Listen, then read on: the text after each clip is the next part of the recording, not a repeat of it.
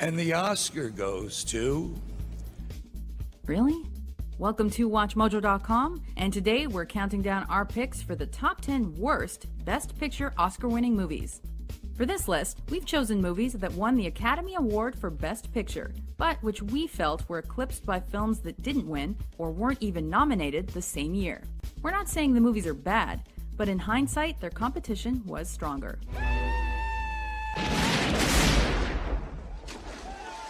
Number 10. Driving Miss Daisy. Oh, what you talking about?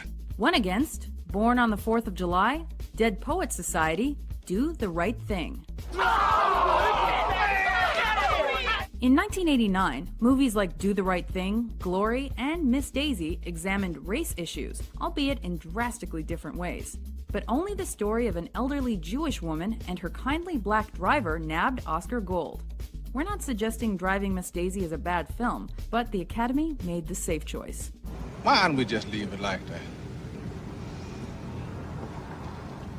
Number 9. Gandhi.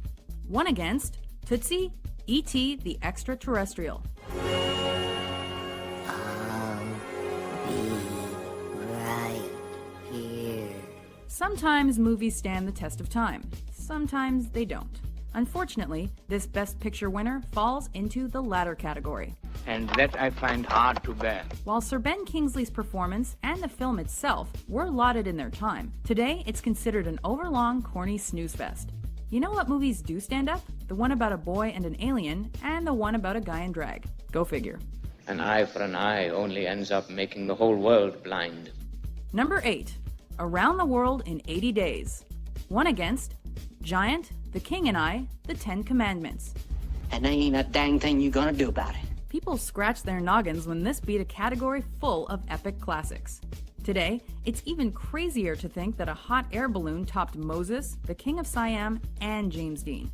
Around the World was basically a cash grab, with the big-name cameos, gimmicky storytelling, and overall spectacle of the film making it one of the big prize's weakest winners. My dear, I must ask you to leave these precincts at once. No woman has ever set foot in the club. Why not? Because that could spell the end of the British Empire. Number 7. Oliver.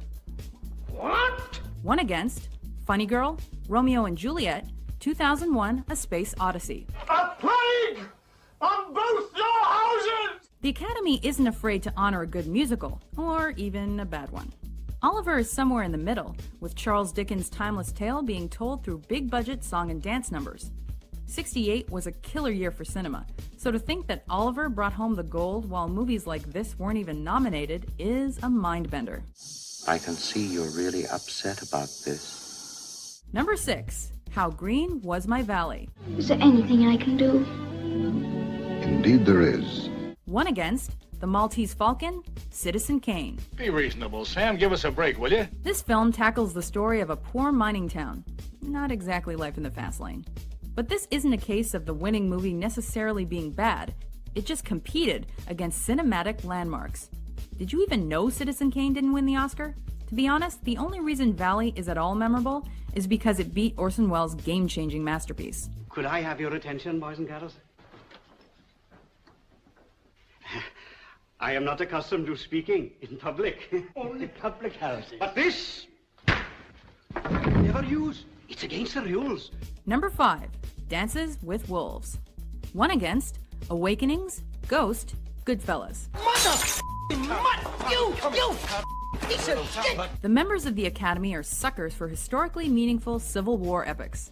And this one even has Native Americans, and subtitles, and a dashingly handsome actor-director who tries to save everyone. You can't beat that. But Martin Scorsese's Goodfellas should've. They must not like the F word. Or apparently Scorsese, who was also snubbed for his 1980 tour de force, Raging Bull. You. And a horse you rode in on. FYI, he finally won for The Departed. What, are you retarded or something? That ain't right. Number 4.